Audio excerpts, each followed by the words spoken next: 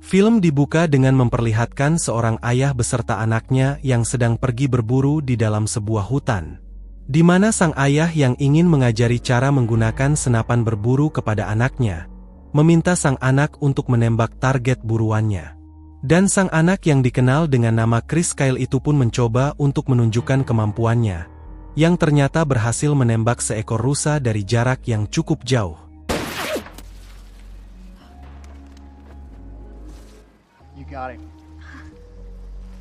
Melihat bakat dan kemampuan anaknya, sang ayah pun memujinya sambil berkata kepadanya, bahwa suatu hari nanti, ia akan menjadi penembak yang hebat. Di samping itu, sang ayah juga selalu mendidik Chris dan juga adiknya yang bernama Jeff, dengan didikan yang tegas dan keras. Sang ayah pun kerap memberikan nasihat kepada putra-putranya, bahwa mereka harus berani melawan siapapun untuk melindungi orang-orang yang lemah. Scene pun berlanjut ke 20 tahun kemudian, di mana terlihat Chris telah tumbuh dewasa, dengan berprofesi menjadi seorang koboi rodeo profesional yang tangguh, hingga sempat menjuarai sebuah pertandingan rodeo di kotanya.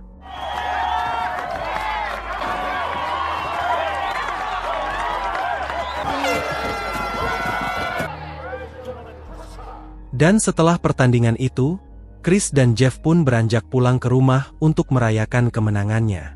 Setibanya di rumah, mereka pun segera membuka beberapa botol minuman sambil menonton TV. Di mana kemudian mereka menyaksikan berita di TV yang menyampaikan bahwa kedutaan Amerika Serikat di wilayah Afrika Selatan telah diserang oleh jaringan kelompok gerakan radikal internasional yang dikenal dengan Al-Qaeda, hingga mengakibatkan banyak korban jiwa. Chris yang menyaksikan berita ini pun seolah merasa terpanggil untuk mengabdi terhadap negaranya. Dan pada keesokan harinya, Chris pun mendatangi kantor perekrutan Angkatan Bersenjata Amerika Serikat untuk mendaftarkan diri dan bergabung menjadi anggota Navy SEALs, yakni pasukan khusus Angkatan Laut Amerika Serikat, yang tidak hanya beroperasi di sektor laut, namun juga di darat dan udara. Dan setelah melalui seleksi ketat, Chris pun akhirnya diterima sebagai anggota Navy.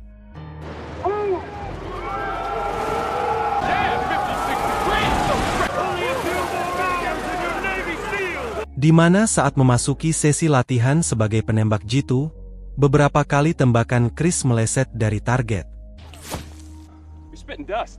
Namun ketika Chris melihat seekor ular di dekat lokasi targetnya, yang tidak dilihat oleh sang pelatih, Chris justru mampu menembak dengan sangat akurat. Dari aksinya ini, sang pelatih pun menyadari bahwa Chris memiliki keunggulan dalam menembak target yang bergerak, karena hal itu membuat adrenalinnya semakin terpacu. Dan berkat kemampuannya, Chris pun akhirnya direkrut sebagai seorang sniper dalam pasukan Navy SEALs. Scene pun kemudian beralih pada malam harinya, di mana ketika Chris dan teman-temannya sedang berada di sebuah bar, ia melihat seorang wanita cantik yang sedang duduk sendirian, yang kemudian Chris memberanikan diri untuk menghampiri dan mencoba berkenalan dengannya. Walau awalnya Chris diacuhkan oleh wanita tersebut, namun karena sikap dan cara pendekatannya yang gentle, telah membuat wanita itu merasa nyaman ketika ngobrol dengan Chris, yang kemudian memperkenalkan dirinya dengan nama Taya. Seiring waktu berjalan, hubungan Chris dan Taya pun semakin dekat, hingga akhirnya mereka memutuskan untuk melanjutkannya ke jenjang pernikahan.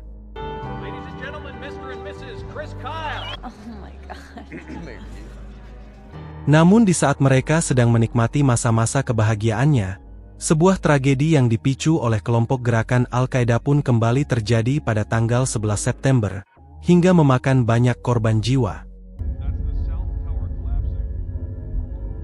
Peristiwa ini pun akhirnya membuat Chris bersama dengan rekan-rekannya dikirim dan ditugaskan ke negara Irak, yang disinyalir sebagai pusat dari kelompok gerakan pemberontakan radikal tersebut. Dan setibanya di Irak, Chris pun langsung ditugaskan untuk melindungi tim yang sedang melakukan misi operasi penyisiran di kota Fallujah, yang menjadi salah satu pusat aktivitas pemberontakan paling signifikan. Di mana dalam misi pertamanya, Chris melihat seorang ibu dan anaknya yang keluar dari sebuah bangunan, dan berjalan menuju barisan pasukan Amerika dengan cara yang mencurigakan. Yang tak lama kemudian, Sang ibu tersebut memberikan kepada anaknya sebuah granat RKG anti-tank. Setelah itu, anak itu pun terlihat segera berlari ke arah barisan pasukan Amerika, dan hendak akan melemparkan granat tersebut. Keamanan situasi ini pun sepenuhnya berada di bawah kendali Chris, yang menuntutnya untuk mengambil keputusan dengan cepat dan tepat. Namun Chris menghadapi sebuah dilema dalam pengambilan keputusannya, antara menghabisi target yang masih di bawah umur, atau mengorbankan timnya tewas oleh ledakan granat yang akan dilemparkan oleh anak itu. Dan demi menyelamatkan banyak nyawa, akhirnya Chris pun memutuskan untuk melepaskan tembakannya ke arah sang anak, dan kemudian juga disusul ke arah sang ibu yang berusaha melanjutkan upaya anaknya untuk melemparkan granat tersebut.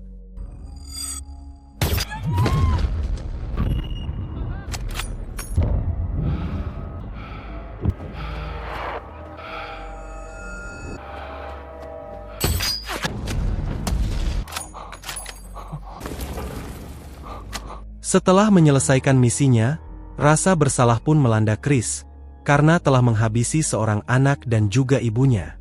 Namun rekannya berusaha menenangkan dan meyakinkan Chris, bahwa keputusannya sudah tepat, karena apabila ia tidak menembak mereka berdua atau telat beberapa detik saja, maka akan banyak tentara yang tewas terkena ledakan granat tersebut. Dan pada misi selanjutnya, Chris kembali menunjukkan keahliannya sebagai seorang sniper, yang kembali berhasil menyelamatkan timnya, dengan menghabisi setiap target lawan sebelum mereka sempat melancarkan serangan-serangan yang mematikan.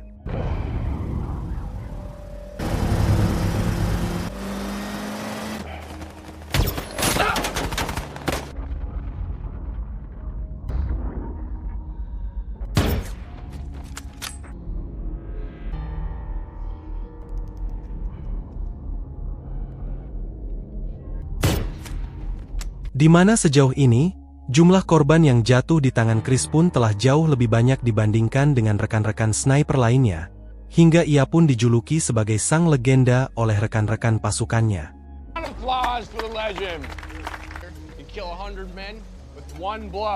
Namun di satu sisi, pihak lawan juga memiliki seorang sniper bernama Mustafa, yang tak kalah mematikannya.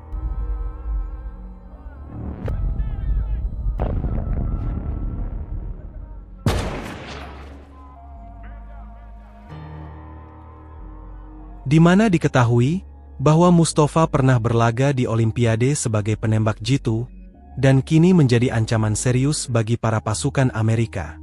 Sementara itu, Chris yang masih terus bertugas menjalani misi-misinya, masih menyempatkan menghubungi Taya, istrinya, yang kemudian mengabarkan bahwa saat ini ia telah mengandung anak pertama mereka.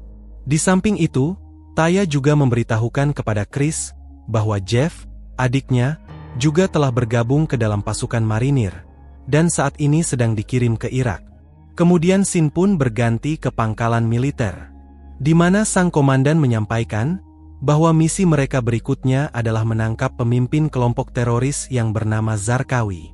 Namun karena pihak intelijen belum mendapatkan informasi tentang keberadaan Zarqawi, Chris dan pasukannya ditugaskan untuk menyisir setiap gedung dan rumah warga untuk menemukan sang target.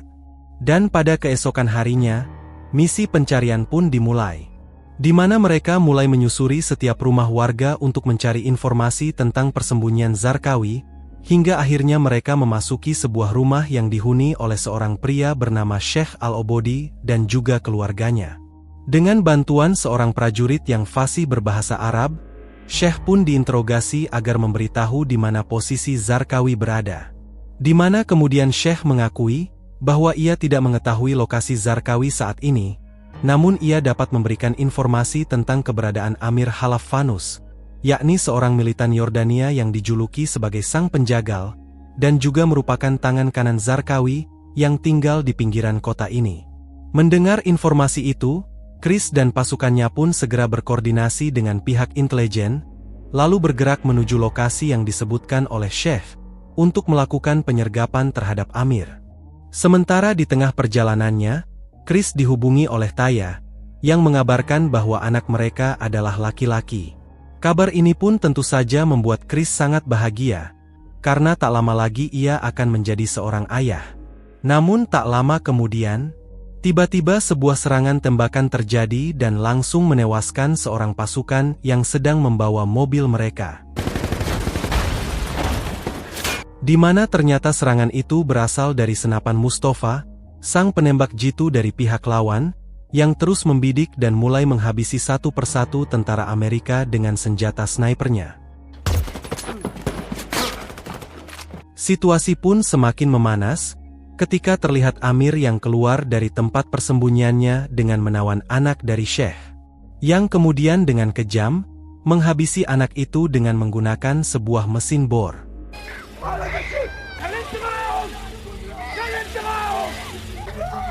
Demikian juga dengan nasib Syekh, yang ketika ia hendak berusaha menyelamatkan anaknya, ia langsung diberondong dengan tembakan oleh anak buah Amir. Kemudian Amir pun mengancam para warga, bahwa inilah akibat yang harus ditanggung oleh siapa saja yang berkhianat.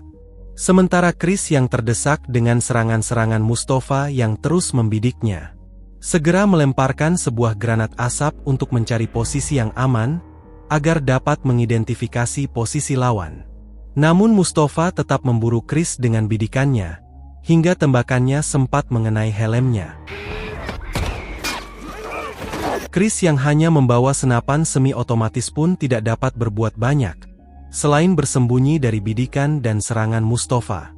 Dan akhirnya, serangan Mustafa pun berhenti seiring dengan kepergian Amir dan juga anak buahnya. Setelah insiden itu, misi pun dianggap gagal, dan ditunda untuk sementara, karena situasi di lapangan menjadi terlalu berbahaya untuk penangkapan target. Mereka pun diperintahkan untuk kembali ke pangkalan, yang kemudian mereka dipulangkan ke Amerika, untuk menunggu perintah penugasan selanjutnya. Setibanya di Amerika, Chris pun disambut oleh Taya yang nampak sangat bahagia melihat kepulangan suaminya dalam kondisi sehat walafiat. Dan setelah beberapa bulan berjalan, Taya pun akhirnya melahirkan seorang anak laki-laki, dan Chris telah resmi menjadi seorang ayah. Namun tak lama setelah itu, Chris kembali mendapat perintah bertugas untuk melanjutkan misi penangkapan Zarqawi bersama dengan komplotannya di Irak. Mendengar kabar tersebut, Taya yang sangat mengkhawatirkan keselamatan Chris, segera melarangnya untuk kembali ke medan perang, dan memintanya agar pensiun menjadi tentara. Namun Chris berusaha meyakinkan Taya, bahwa ia pasti akan kembali pulang, dan ia berjanji akan pensiun dari militer setelah menyelesaikan misi ini. Mendengar desakan sang suami, Taya pun dengan berat hati akhirnya mengizinkan Chris untuk berangkat kembali ke medan perang, demi melaksanakan tugas negara.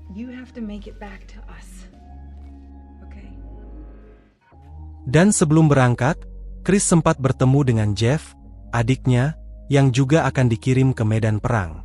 Namun Jeff terlihat sangat tertekan dengan situasi peperangan ini, dan menginginkan kehidupan yang lebih damai.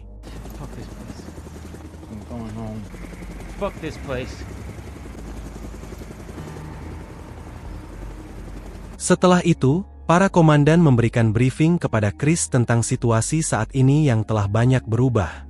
Di mana karena kehebatannya, Chris pun ditugaskan untuk memimpin para pasukan dalam menjalankan misi kali ini.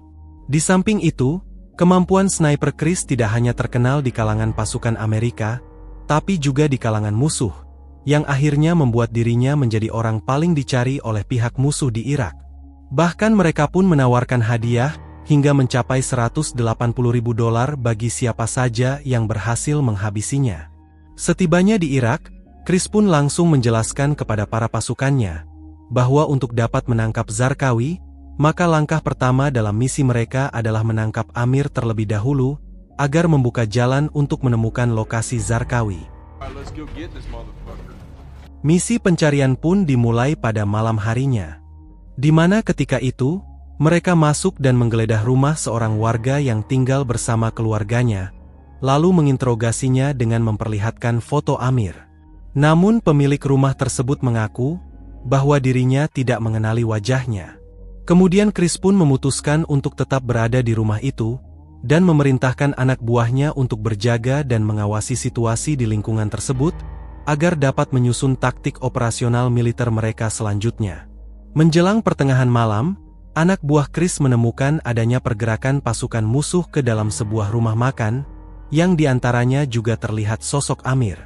Namun sebelum berlanjut pada pengintaian berikutnya, tiba-tiba sang pemilik rumah datang dan mengajak para pasukan untuk makan bersama dengan keluarganya, sebagai bentuk penghormatan pada perayaan malam Hari Raya Idul Adha, yang kebetulan jatuh pada malam itu. Tawaran itu pun diterima dengan senang hati oleh para pasukan, yang kemudian terlihat suasana hangat dan penuh keakraban dalam acara makan bersama tersebut. Namun di tengah acara makan yang sedang berlangsung, Chris memperhatikan sesuatu yang mencurigakan dari sang pemilik rumah, yang secara tidak sengaja menunjukkan sikunya yang memar.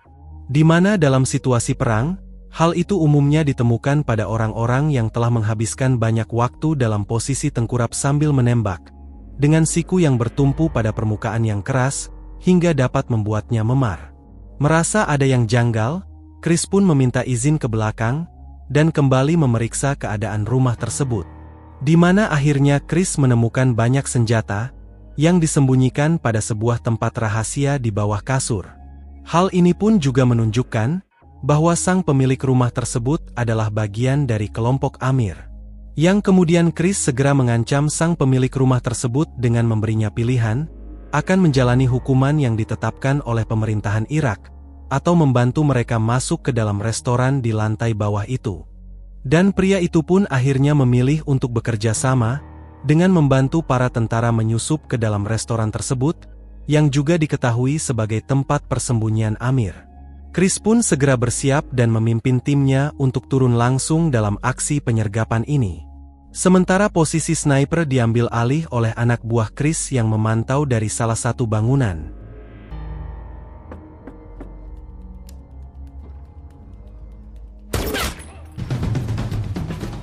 Kemudian pasukan Chris mulai menyerbu ke markas Amir, sehingga pertempuran pun tak dapat dihindarkan. Baku tembak pun terjadi dengan cukup sengit, hingga membuat pasukan Amir terpojok.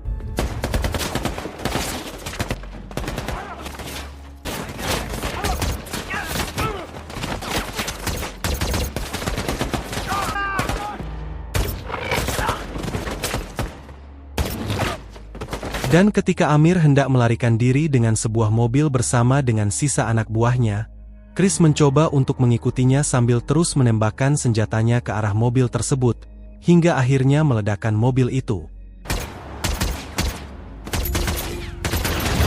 Amir pun akhirnya dinyatakan tewas karena ledakan dari mobil tersebut. Setelah itu, Chris dan timnya kembali ke markas untuk melaporkan hasil operasi ini kepada komandannya.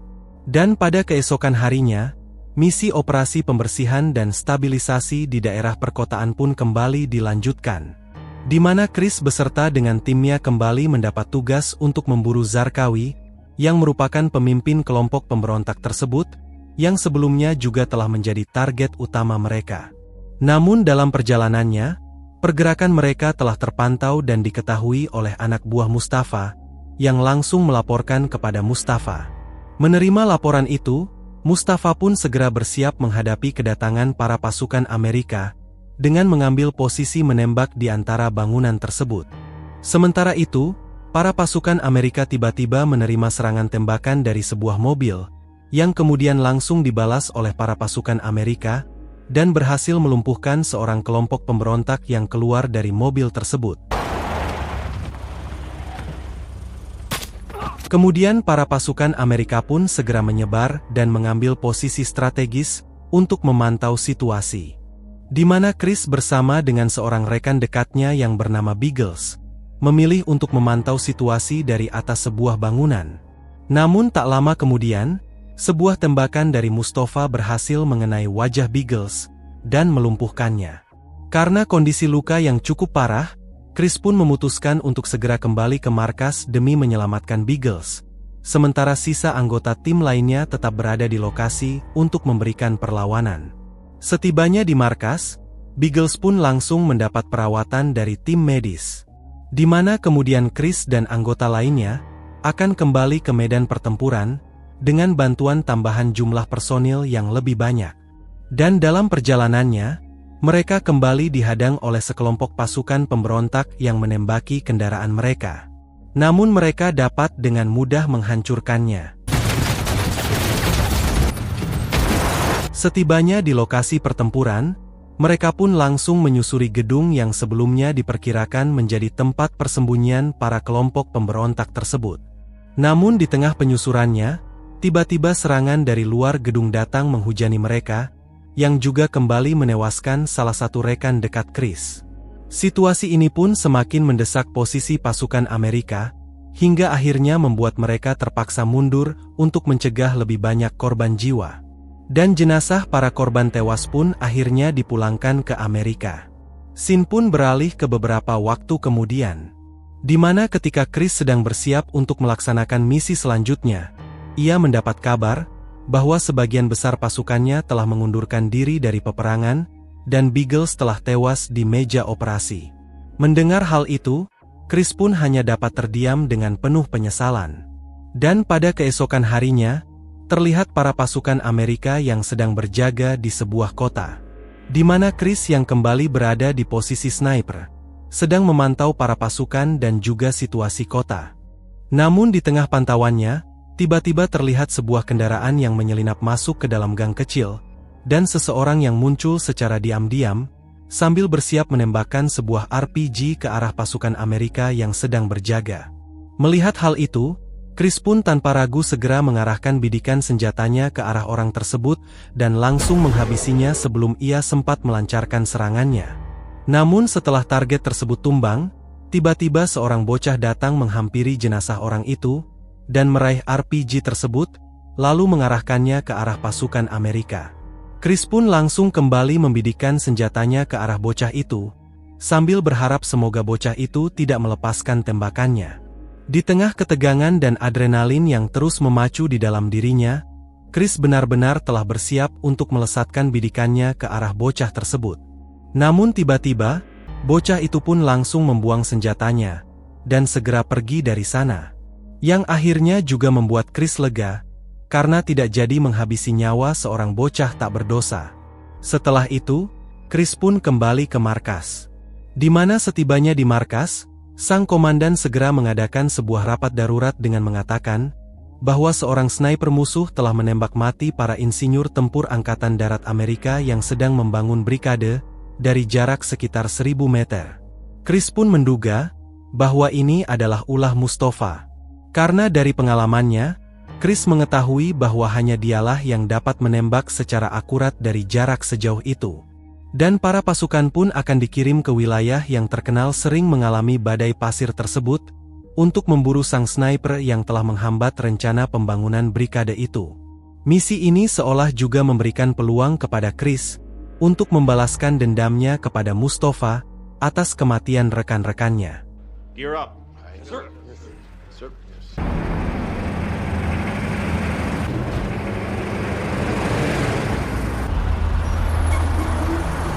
Dan setibanya di lokasi, para pasukan pun segera berpencar mencari posisi strategis untuk melakukan penyerangan. Di mana kemudian Chris segera mengambil posisi di atas atap gedung dan mencari keberadaan Mustafa. Di sisi lain, pihak markas akan terus memonitor dan mengawasi perkembangan misi tersebut melalui rekaman langsung dari kamera drone di atas mereka. Sementara itu, terlihat Mustafa telah bersiap dengan membidikan senjatanya ke arah pasukan Amerika yang sedang bekerja dalam membangun brigade tersebut. Dan tak lama kemudian, sebuah tembakan dari Mustafa kembali menjatuhkan seorang pasukan Amerika yang sedang bekerja. Mengetahui hal itu, Chris pun menyadari bahwa posisinya telah salah dalam menjaga keamanan para pasukan, dan segera merubah posisinya. Di mana Chris langsung menggunakan teleskopnya untuk menyisir lokasi ke arah suara tembakan itu berasal. Yang kemudian, ia melihat sebuah pergerakan kecil di kejauhan, dan memastikan bahwa itu adalah Mustafa, yang merupakan target utama dari misi ini. Namun posisinya berada di jarak yang sangat jauh dari posisi Chris saat ini, yakni sekitar 1,9 km, atau setara dengan jarak dari Bundaran HI, hingga Bundaran Senayan di Jalan Sudirman, Jakarta. Sang komandan regu pun memerintahkan untuk menahan tembakannya, karena terlalu beresiko, dan berpotensi untuk membuat posisi mereka terdeteksi oleh pihak musuh. Namun Chris melihat bahwa Mustafa sedang kembali membidik para pasukan Amerika yang sedang berjaga di tempat proyek Brigade tersebut. Mengetahui ancaman yang sedang mengintai para pasukan Amerika, Chris pun akhirnya memutuskan untuk mengambil resiko tersebut, dan tetap akan menembak Mustafa dari tempat posisinya berada. Di mana dengan melakukan perhitungan balistik yang rumit, serta berbekal pengalaman jam terbangnya, Chris mencoba melakukan penyesuaian yang signifikan terhadap jarak tembak, arah kecepatan angin, elevasi, hingga suhu dan kelembaban udara, untuk dapat menembakkan pelurunya secara akurat ke arah Mustafa. Yang kemudian,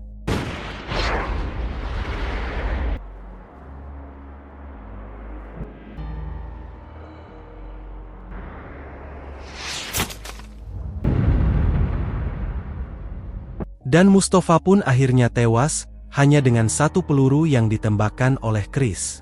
Di mana tembakan ini juga tercatat sebagai tembakan terjauh yang berhasil dilakukan Chris. Namun, meski misi utama telah berhasil diselesaikan, tembakan Chris telah membuat pihak musuh mengetahui posisi pasukannya, dan langsung mengepung mereka dari segala arah. Yang dengan seketika, konfrontasi senjata pun terjadi antara kedua belah pihak.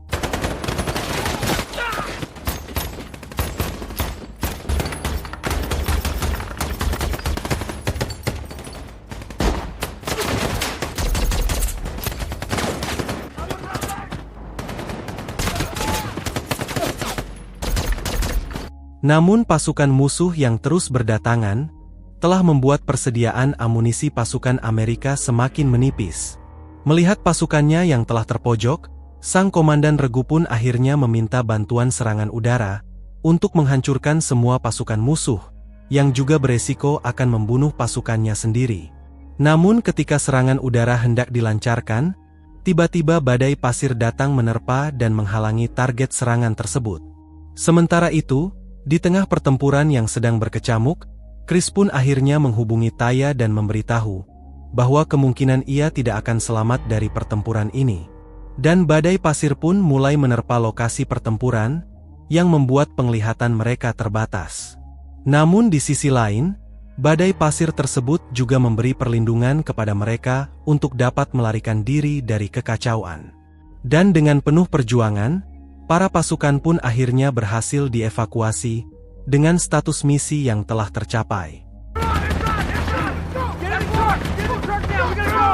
Scene pun kemudian beralih ketika Chris telah kembali pulang ke Amerika dan menjalani kehidupannya sebagai warga sipil.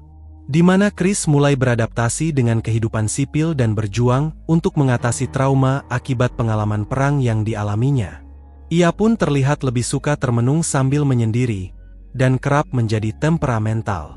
Tak tahan dengan kondisinya, Chris akhirnya memutuskan untuk menemui seorang psikolog, di mana ia mengungkapkan bahwa dirinya terus dihantui rasa bersalah karena tidak dapat menyelamatkan rekan-rekannya di medan perang. Mendengar pernyataan Chris, sang psikolog itu pun kemudian memberikan saran agar Chris tetap membantu sesama prajurit tanpa harus kembali bertempur, dengan cara mendukung para veteran yang mengalami cedera fisik maupun mental. Chris pun menuruti saran psikolog tersebut, dan mulai membantu sesama veteran perang yang juga menderita trauma, dengan seringkali mengajak mereka berburu atau berlatih menembak, yang juga diakini memiliki efek terapis bagi Chris. Kegiatan ini pun secara perlahan telah membuat kondisi Chris semakin membaik, dan juga telah membantu dalam menemukan tujuan baru dalam hidupnya. Yang kemudian ia mulai dapat menjalani kehidupannya dengan lebih tenang dan kembali menjadi sosok ayah yang baik bagi keluarganya. Namun pada suatu hari, tepatnya di tanggal 2 Februari 2013, Chris diminta untuk membantu salah seorang veteran perang yang bernama Eddie, yang masih mengalami gangguan mental akibat peperangan, untuk latihan menembak bersamanya. Di mana kemudian Chris berpamitan kepada sang istri dan juga anak-anaknya, untuk mendampingi Eddie. Sementara Taya memperhatikan tingkah Eddie yang datang menjemput Chris dengan tatapan penuh kecurigaan, yang juga seolah memiliki firasat buruk terhadapnya.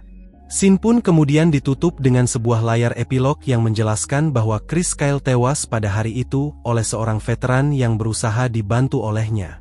Yang kemudian menampilkan cuplikan nyata dari prosesi pemakaman Chris, dengan dihadiri oleh ribuan orang sebagai bentuk penghormatan terakhir kepadanya. Chris Kyle pun dikenang sebagai legenda penembak jitu paling mematikan dalam sejarah militer Amerika, dengan 160 korban pembunuhan yang terkonfirmasi selama penugasannya di Perang Irak, hingga musuh menjulukinya dengan Syaiton Ar-Ramadi, atau Iblis Ramadi. Dan pada masa pensiunnya, Chris sendiri dikenal sebagai pahlawan militer yang membantu veteran lain dalam menghadapi trauma pasca peperangan. Sementara Eddie Ray Root, yang menjadi terdakwa atas pembunuhan Chris, dinyatakan bersalah dan dijatuhi hukuman penjara seumur hidup tanpa pembebasan bersyarat. Film ini pun dibuat berdasarkan buku autobiografi yang ditulis oleh Chris Kyle sendiri pada tahun 2012. Dan dari film ini, kita dapat mengambil pelajaran tentang perjuangan patriotik seorang pahlawan perang, serta dampak psikologis yang diakibatkan dari perang itu sendiri terhadap para prajurit yang terlibat di dalamnya, yang akan berpengaruh kepada individu dan juga keluarga mereka. Terima kasih sudah menonton, dan sampai jumpa lagi pada konten ngalur film selanjutnya.